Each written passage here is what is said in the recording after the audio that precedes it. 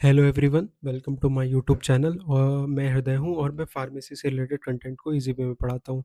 जो भी इस फील्ड के हैं या इस फील्ड में इंटरेस्ट रखते हैं, ये चैनल उनके लिए बहुत ही हेल्पफुल है।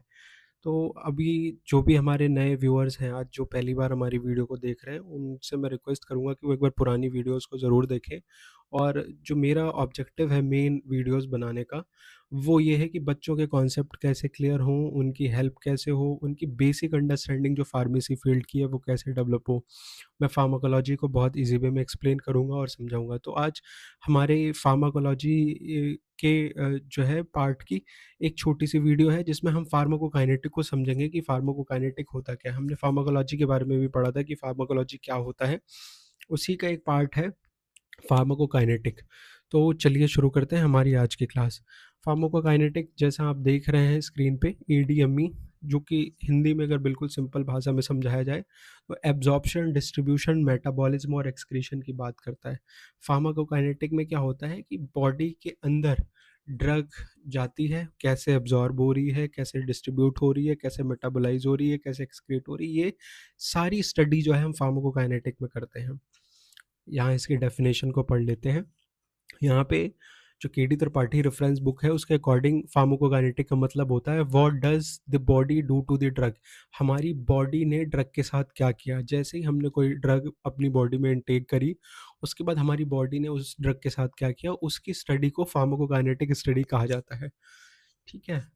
अब अगर इसकी डेफिनेशन लिखनी है एग्जाम पॉइंट ऑफ व्यू से, या इसको लिखना है, तो आप पेपर पेन कॉपी उठा के लिख सकते हो, जहाँ पे ये लिखा हुआ है कि pharmacokinetic is the study of how the body process a drug, including how it absorbs, how it distribute, how it metabolized, and how it excreted within the body, is known as the pharmacokinetic.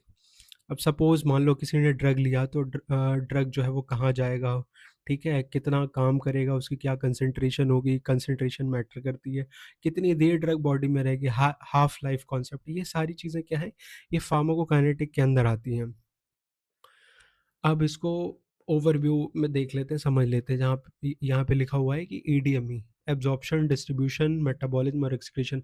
जो बच्चे Hindi medium के हैं उनके लिए यहाँ पे हिंदी में भी मेंशन लिखा है कि एब्जॉर्प्शन को हिंदी में क्या कहते हैं, डिस्ट्रीब्यूशन को हिंदी में क्या कहते हैं, मेटाबॉलिज्म को हिंदी में क्या कहते हैं, तो वो उनको इसको देख के भी समझ सकते हैं। अब यहाँ पे अगर ड्रग की बात की जाए, तो ड्रग है, ड्रग को हमने लिया, माउथ से स्टमक में गई, स्टमक से ब्लड में गई, ब्लड से टिश्यू में गई, और बाद में लीवर में मेटाबोलाइज्ड होके किडनी से फिल्टर आउट होके बॉडी से बाहर निकल गई, एक्सक्रीट आउट हो गई। ये जो है ड्रग इस तरीके से हमारी बॉडी में काम करती है। इस तरीके से बॉडी में काम करती है। और जब एक बार ड्रग अपना पूरा एक्शन शो कर दे, एक्शन पूरा दिखा देती है, उसके बाद जो है ड्रग बॉडी के से बाहर मूव हो जाती है। अब हम एक-एक करके चीज़ों को समझ लेते हैं डिटेल में कि एब्ज़ॉर्प्शन होता क्या है एक्चुअल में, what is the meaning of absorption, कि ड्रग बॉडी में कैसे एंटर करता है। ठीक है, मान लो कोई भी ड्रग माउथ से सॉलो करी, सॉलो करने के बाद स्टमक में गई, स्टमक में जाने के बाद उस ड्रग का क्या हुआ, तो उसमें यहाँ पे हम इसके डेफिनेशन को पढ़ लेते हैं। Drug absorption is the process by which a drug enters the blood stream from the site where it is administered. इसका सीधा सा मतलब है, ड्रग जब हम एडमिनिस्ट्रेट करते हैं, तो वो अपने जो साइट है जहाँ से हमने उसको एडमिनिस्टर किया, वहाँ से ब्लड तक कैसे पहुँचती है, उस प्रोसेस को हम एब्जॉर्प्शन कहते हैं। ठीक है। अब ये बहुत ही एक ईज़ी वे में मैंने एक्सप्लेन किया है, आपको समझ आ गया होगा। अब ये रूट्स पे भी साइट की बात करी गई है, तो इट मीन्स रूट, कि किस रूट से हम दे रहे हैं। अगर सपोज़ हमने ओरल रूट से दी है, तो ये उसका एब्ज़ॉर्प्शन अलग होगा, सबलिंगुअल दी है तो उसका एब्ज़ॉर्प्शन अलग होगा, आईवी दी है तो उसका वो तो डायरेक्ट जो है वो सिस्टमिक सर्कुलेशन में ही हम दे रहे हैं, ब्लड में ही दे रहे हैं। ट्रांसडर्मल दिया है तो वो उसके एब्ज़ॉर्प्शन का टाइम अलग होगा। ये सारी चीज़ें क्या है, साइट ऑफ एडमिनिस्ट्रेशन पे भी डिपेंड करती हैं कि ड्रग का एब्ज़ॉर्प्शन कितनी देर में होगा और उसकी बायो अवेलेबिलिटी कैसी रहेगी। ठीक है, ये होता है एब्ज़ॉर्प्शन का प्रोसेस। अब यहाँ पे आप देख सकते हो कि बायोअवेलेबिलिटी को एफ से डिनोट किया जाता है। आईवी की बायोअवेलेबिलिटी 100% है, ओरल की बायोअवेलेबिलिटी 100 से कम होती है। ठीक है, ये चीज़ें याद रखना। अब हम डिस्ट्रीब्यूशन की बात कर लेते हैं। डिस्ट्रीब्यूशन में क्या होता है, अब बॉडी में ब्लड ब्लड में जो है ड्रग एब्जॉर्ब तो हो गई, एब्जॉर्ब होने के बाद वो हमारे सिस्टमिक सर्कुलेशन में क्या होती है, डिस्ट्रीब्यूट होती है। डिस्ट्रीब्यूट इसलिए होती है क्योंकि वरना वो साइट ऑफ एक्शन तक कैसे रीच करेगी। अगर सपोज अगर कोई हमने दवा खाई, कोई मेडिसिन खाई, अगर वो स्टमक में ही पड़ी रहे और वो एब्जॉर्ब ही ना हो या डिस्ट्रीब्यूट ही ना हो, तो वो अपना एक्शन शो ही नहीं कर पाएगी। तो एब्जॉर्प्शन जितना ज़रूरी है, उतना ही ज़रूरी है डिस्ट्रीब्यूशन। तो ड्रग डिस्ट्रीब्यूशन क्या है? Drug distribution is the process by which a drug is carried from the blood stream to different part of the body. कि अब ब्लड स्ट्रीम के थ्रू डिफरेंट डिफरेंट पार्ट्स में क्या है, ड्रग ट्रेवल करती है, पहुंचती है। एब्जॉर्प्शन के बाद क्या होती है, ड्रग ब्लड स्ट्रीम में डिफरेंट डिफरेंट टिश्यू में, ऑर्गन में, फ्लूइड में डिस्ट्रीब्यूट होती है, वहां तक पहुंचती है। इसको हम कैसे डिनोट करते हैं, वॉल्यूम ऑफ डिस्ट्रीब्यूशन से समझते हैं इसको। इसको वीडी कहते हैं शॉर्ट में। कि amount of drug in body और या प्लाज्मा कंसंट्रेशन, ये क्या है, ये उसका वॉल्यूम ऑफ डिस्ट्रीब्यूशन है। एक स्मॉल वॉल्यूम ऑफ डिस्ट्रीब्यूशन होता है जो ब्लड में होता है, लार्ज वॉल्यूम ऑफ डिस्ट्रीब्यूशन जो होता है वो टिश्यू में डिस्ट्रीब्यूटेड हो जाती है ड्रग्स। अब plasma protein binding, drug plus albumin bound हो जाता है, तो क्या होता है, अब कोई ड्रग बाउंड हो जाएगी एल्ब्यूमिन के साथ तो वो इनएक्टिव हो जाएगी। जो फ्री ड्रग होगी वही फार्माकोलॉजिकल इफेक्ट शो करेगी। फार्माकोलॉजिकल इफेक्ट का मतलब सीधा सा है, अगर कोई प्रॉब्लम है, उस प्रॉब्लम के लिए हमने दवा खाई और वो प्रॉब्लम ठीक हो गई, इट मीन्स दवाई अपना फार्माकोलॉजिकल जो एक्टिविटी है उसको सही से परफॉर्म कर रही है। अब डिस्ट्रीब्यूशन में एक बहुत ही इंपॉर्टेंट पॉइंट होता है ब्लड ब्रेन बैरियर।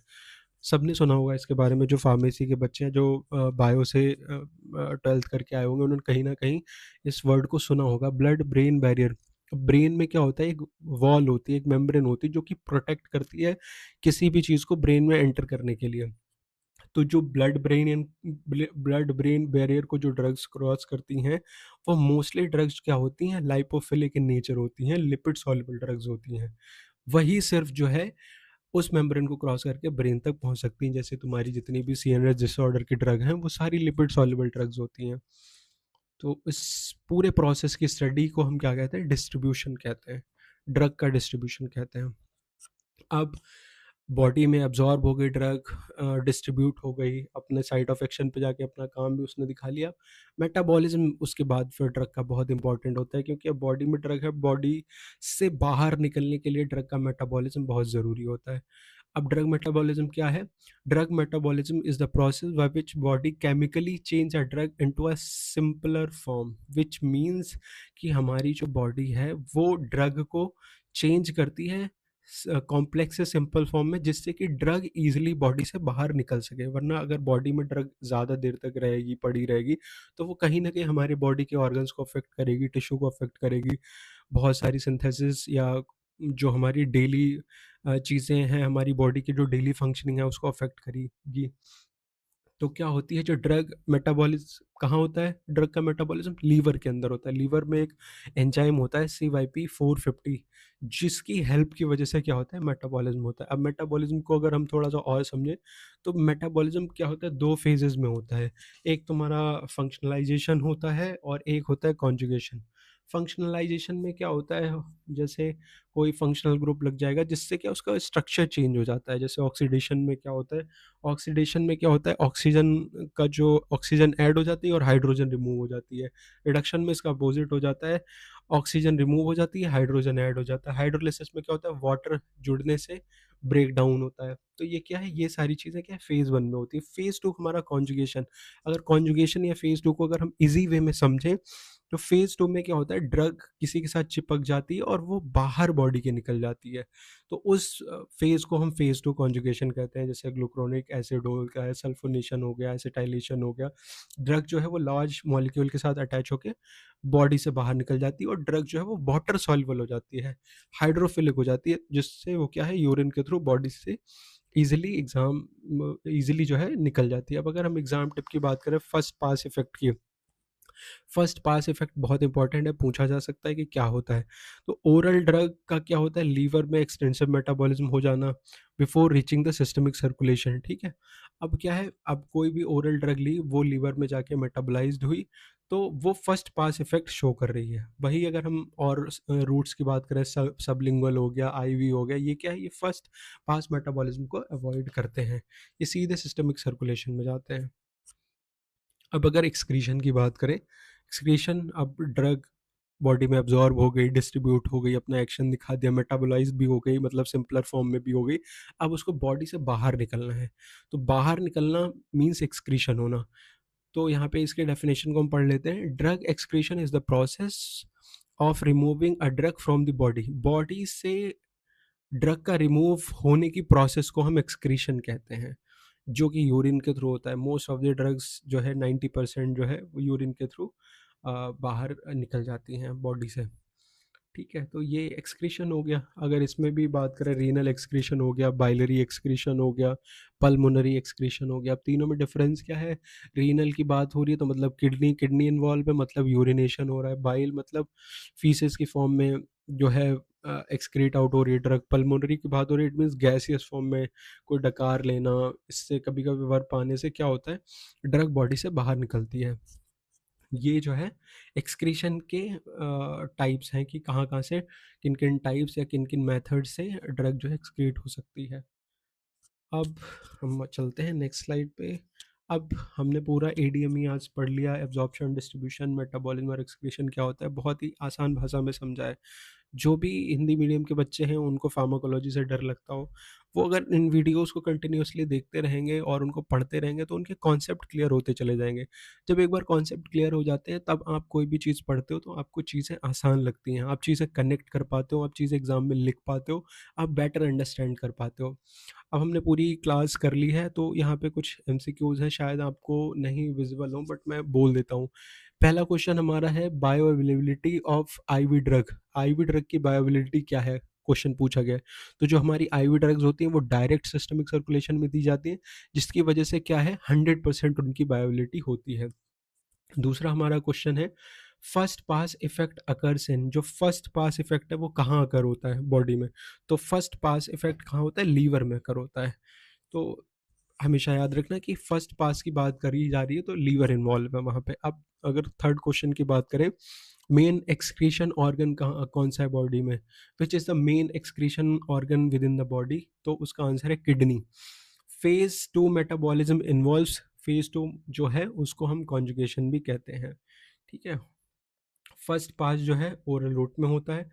आईवी की बायोबिलिटी 100% होती है। फेज़ 1 को हम ऑक्सीडेशन कहते हैं, फेज़ 2 को कॉन्जुगेशन कहते हैं। ये याद रखना बहुत इंपॉर्टेंट है, कॉन्सेप्ट क्लियर होने चाहिए हमारी पढ़ाई के साथ साथ। तो अगर हम क्विक रिवीजन करें तो एडीएमई की समरी का, तो एब्जॉर्प्शन में क्या है, ड्रग ब्लड स्ट्रीम में जाती है, ओरल मोस्ट कॉमन रूट है, फर्स्ट पास इफेक्ट कहाँ होता है, लीवर में होता है, बायोबिलिटी को एफ से डिनोट करते हैं, और आईवी में 100% बायोबिलिटी होती है।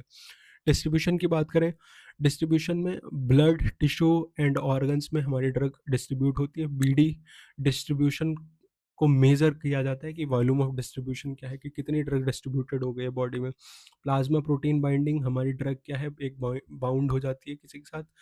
और तीसरा हमारा क्या है, blood brain barrier, lipid soluble drug cross कर पाएंगे और कोई नहीं कर पाएगा। तो अगर मेटाबॉलिज्म की बात करें, ड्रग को हम इनएक्टिव मेटाबोलाइट में बनाते हैं, अपना सब काम कर लेती है बॉडी में, फार्माकोलॉजिकल एक्शन शो कर लिया, उसके बाद उसको बॉडी से बाहर निकलना है, तो उसके लिए उसका मेटाबॉलिज्म होना बहुत ज़रूरी है।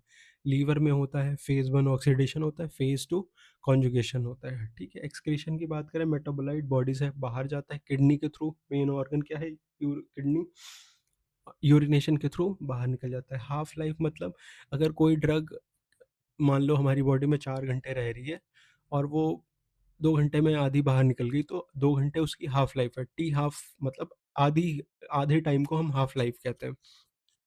बाइलरी मतलब फीसेस, मोशंस के थ्रू, पॉटी के थ्रू ड्रग का बाहर, बॉडी से बाहर निकल जाना। बहुत बढ़िया, आज आपने जो है जो ये जो अपना एडीएमई का पूरा कॉन्सेप्ट है इसको समझ लिया है। उम्मीद है कि आपको ये वीडियो अच्छी लगी होगी। इस टाइप की और वीडियोज़, या आपको कोई भी टॉपिक में प्रॉब्लम आ रही है तो उसको आप कमेंट सेक्शन में लिखिए, मैं उस पे ईज़ी से ईज़ी वे में वो कॉन्सेप्ट क्लियर करने की कोशिश करूँगा। आप हमारी वीडियोज़ को रेगुलर देखिए और अपने दोस्तों से भी शेयर करिए, और जो भी बच्चे पढ़ने में इंटरेस्ट रखते हैं आप उनको भेजिए। ये वीडियोज़ बनाने का मोटिव यही है कि बच्चों की ज़्यादा से ज़्यादा हेल्प हो पाए, या जो भी कॉन्सेप्ट को समझना चाह रहे हैं, जो भी चीज़ों को जानना चाह रहे हैं, जो भी लाइफ़ लॉन्ग लर्नर हैं, उनके लिए ये वीडियोज़ हमेशा मैं बनाता रहूँगा। आप मुझे बताते रहिए, अगर आपको कोई भी डाउट है तो मैं आपका जो है डाउट क्लियर करता रहूँगा। थैंक यू पूरी वीडियो देखने के लिए, मिलते हैं हमारी अगली वीडियो में। अगर अभी तक चैनल को सब्सक्राइब नहीं किया है तो कर लीजिए ताकि ऐसी वीडियोज़ आपसे मिस आउट ना हो। मिलते हैं हमारी अगली क्लास में। Thank you.